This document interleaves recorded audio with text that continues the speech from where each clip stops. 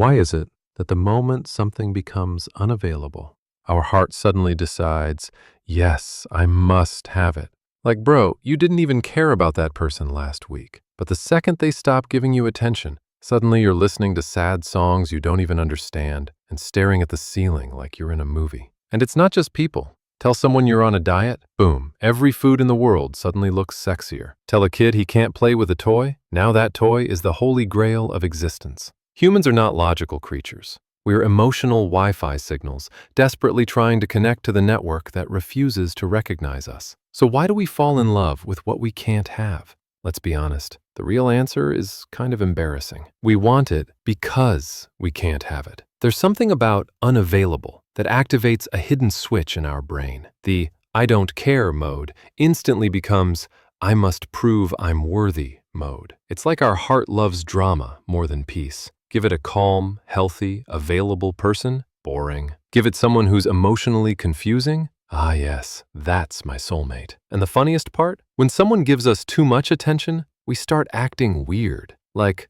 why are you texting me regularly? Why do you like me? Be a little mysterious, please. But if someone ignores us, instant attraction. Suddenly they're deep, interesting, full of hidden layers, when honestly they're just not that into you. Another huge reason we fall for the unavailable is because of fantasy. Not in a weird way. I mean the stories we create in our heads. We don't fall in love with them. We fall in love with the idea of them. We build a whole Netflix series in our imagination with dramatic moments, cute scenes, and perfect endings. Meanwhile, the person we're dreaming about is probably watching memes and forgetting we exist. And let's talk about ego, the biggest troublemaker in the universe. Even if we don't actually like the person that much, the moment they don't choose us, our ego wakes up like, what do you mean they don't want me? Try again. Prove something. Suddenly, it's not about love at all. It's about winning. Because nothing hurts the ego more than someone not choosing us. But then comes the dangerous part, mixed signals. Ah yes, the emotional roller coaster nobody asked for. They don't fully want you, but they don't fully let you go either. It's like they're gently holding your heart hostage.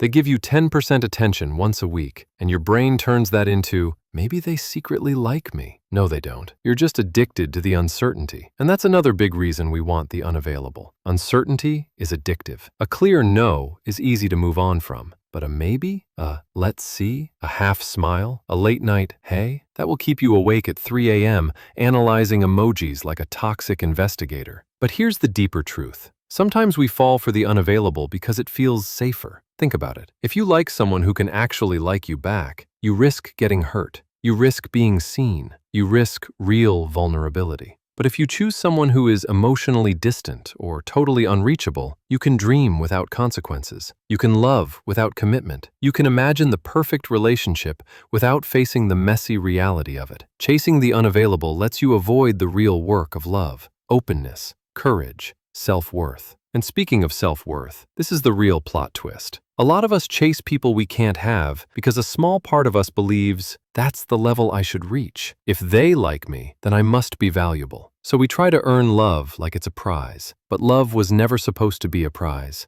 or a chase, or a challenge. Love is supposed to be mutual, calm, honest. It's supposed to feel like a warm place to rest, not a battlefield you're dying on. So why do we fall in love with what we can't have? Because our brain loves scarcity. Our ego hates rejection. Our heart loves fantasy, and uncertainty feels exciting. But once you understand this pattern, something amazing happens. The things that are unavailable stop looking so magical. You stop romanticizing emotional chaos. You stop chasing illusions. You stop building love stories with people who aren't even participating.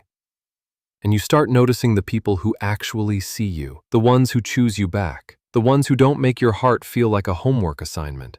And when you finally choose someone who is available, emotionally, mentally, genuinely, you'll realize something powerful. Love was never supposed to be hard to get. It was supposed to be hard to lose.